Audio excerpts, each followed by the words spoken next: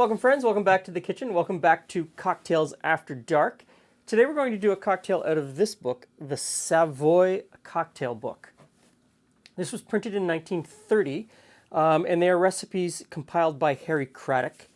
Harry Craddock is a guy that you'll hear quoted over and over and over in the cocktail world, and a lot of people treat this as the Holy Grail of prohibition cocktail books.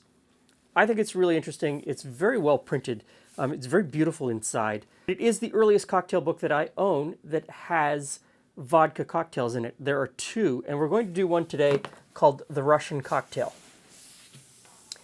And I'm not really sure what makes it Russian other than the vodka. They've shoehorned vodka in with the other ingredients. And so this is equal parts crème de cacao, and don't judge my crème de cacao. This is the only one available where we live. Next, it calls for dry gin.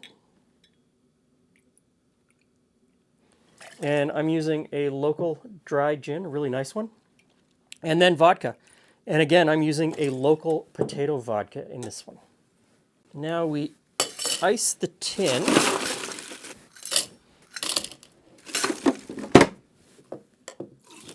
And give it a really good shake.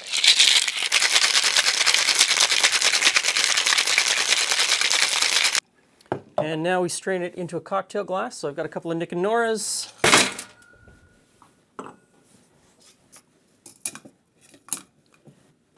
And I'll give it a double strain.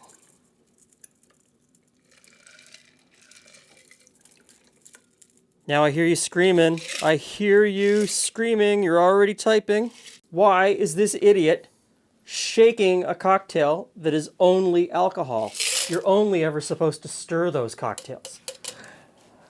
Hi, friends. That's a great question. Well, and this comes up all the time in the comments section. People tell me that I have stirred a cocktail that I should have shaken or shaken a cocktail that I should have stirred based on what all of the pundits drill into your head in 2020. And they say there's only one way that you can do things.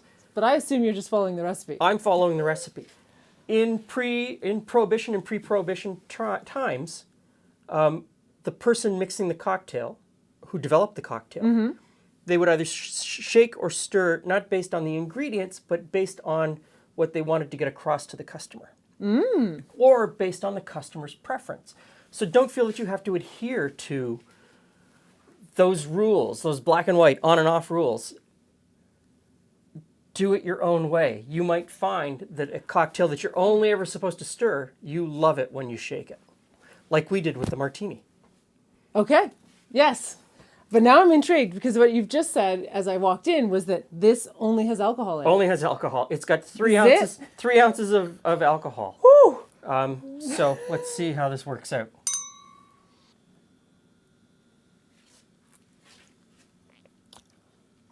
That's like a little pleasantly light chocolatey drink. Yeah. That's surprising. I'm totally surprised. I was expecting 3 ounces of pure alcohol to be like one of those drinks where you kind of put it in your mouth and you kind of went, oh. Okay, so there's quite a bit of sugar in that crème de cacao. Yeah, but it holds it all together really nicely. This is a, pains me that I'm going to say this. It's a chocolatini.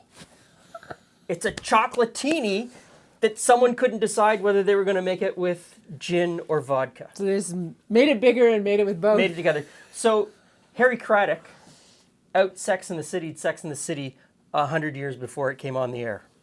How about that? There you go. Way to go, Harry. It's quite pleasant. Cheers for Harry. Good one, Harry. It's quite pleasant, isn't it? Mm-hmm. So I've used a potato vodka. Local-ish potato vodka and a local-ish rye gin, which of course is going to give you a different flavor.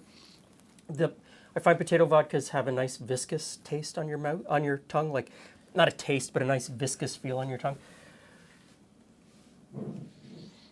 That is. It's what it is. It's what it is. Chocolate cream to cacao. Yeah. It's sugary and sweet and chocolatey. I'd say this is a winner. Me too. I'm pretty happy with that. Thanks for stopping by. See you again soon.